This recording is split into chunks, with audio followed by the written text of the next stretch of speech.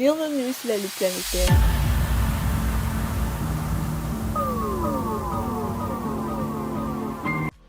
Mais tout d'abord, avant de commencer, n'oubliez pas de vous abonner et activer la cloche de notification, car cela vous permettra de ne plus manquer les prochaines vidéos. Let's go! L'option d'une intervention militaire de la Communauté économique des États d'Afrique de l'Ouest, CEDEAO, au Niger semble avoir été suspendue pour le moment, alors que plusieurs pays membres de l'organisation régionale avaient initialement annoncé leur intention de fournir des troupes pour une éventuelle opération. Cette décision fait suite à un revirement de la position du Nigeria, considéré comme le moteur principal de cette opération.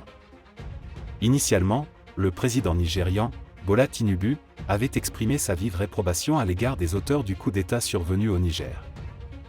Cependant, il a finalement fait volte-face, prenant ainsi ses distances vis-à-vis de l'option militaire. Plusieurs facteurs ont contribué à cette décision. Tout d'abord, le président Tinubu a subi la pression de chefs religieux de son pays, ce qui a influencé sa position sur la question. De plus, a peut-être réalisé que l'intervention militaire risquait de se précipiter plus rapidement que prévu, posant ainsi des défis logistiques et politiques. Cette décision du Nigeria a eu un impact significatif sur d'autres pays membres de la CEDEAO qui avaient prévu de contribuer des troupes à l'opération. La Côte d'Ivoire, le Sénégal et le Ghana, qui avaient initialement commencé à se préparer, ont temporairement suspendu leurs préparatifs. Même le contingent béninois prévu pour l'opération a réduit sa mobilisation, ne maintenant que le commandement de la force en état d'alerte. L'option militaire au Niger semblant être mise en veilleuse, l'ensemble de la situation demeure incertain.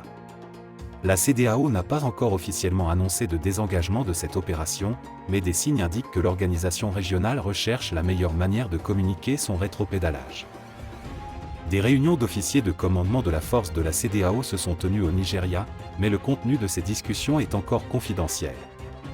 Il semble que la CEDEAO réévalue actuellement la situation pour décider de la meilleure manière de procéder. La mise en veilleuse de l'option militaire au Niger illustre les défis complexes auxquels sont confrontés les efforts de maintien de la paix et de restauration de la stabilité dans la région.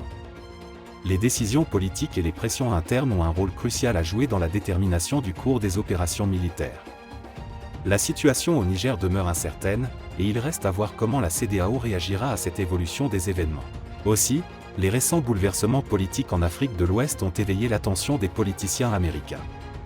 Les membres démocrates clés du Comité des relations étrangères du Sénat ont exprimé leurs préoccupations quant à la réponse des États-Unis face à la vague de coups d'État dans des pays tels que le Niger, le Burkina Faso et le Mali.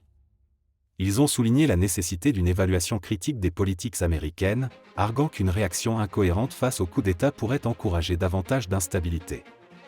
Les relations militaires entre les États-Unis et ces nations africaines ont été mises en lumière, particulièrement dans des pays comme le Niger où les bases militaires américaines sont importantes. La désignation de ces événements comme des coups d'État soulève des questions délicates sur les liens militaires avec les nouvelles juntas. Cette situation complexe a probablement contribué au retard dans la reconnaissance officielle des coups d'État par les États-Unis, qui a suscité des inquiétudes parmi les législateurs. En outre, l'implication de militaires formés par les États-Unis dans ces coups d'État a été qualifiée de « défaillance du renseignement » par certains sénateurs, mettant en lumière l'utilisation de matériel militaire fourni par les États-Unis dans ces actions déstabilisatrices. Ces liaisons dangereuses ont été reconnues comme préoccupantes, bien que non représentatives des programmes de formation du département de la Défense. Le retard des États-Unis dans la reconnaissance des coups d'État et l'absence de sanctions immédiates envers les nouveaux dirigeants ont été mis en contraste avec les actions de l'Union européenne, qui a imposé des sanctions au Niger. Le manque d'action rapide est perçu comme un signal négatif, indiquant peut-être aux autorités militaires que les conséquences de leurs actions ne seront pas sévères. Parallèlement, des partenaires régionaux ont demandé aux États-Unis de retarder les sanctions afin de tenter de rétablir la démocratie de manière autonome, reflétant une dynamique complexe entre les acteurs locaux et internationaux. Les efforts de l'ECOWAS pour restaurer la démocratie montrent un désir régional de résoudre les crises politiques, bien que la coordination avec les acteurs internationaux reste un défi. Enfin, l'absence d'ambassadeurs américains dans plusieurs pays africains a été identifiée comme un obstacle supplémentaire à une interaction efficace dans la région. Cette lacune diplomatique, exacerbée par les retards politiques internes aux États-Unis, réduit la capacité des États-Unis à rivaliser avec d'autres puissances mondiales comme la Chine et la Russie en Afrique de l'Ouest, soulignant l'importance d'une présence diplomatique soutenue pour naviguer dans l'échiquier politique complexe de la région.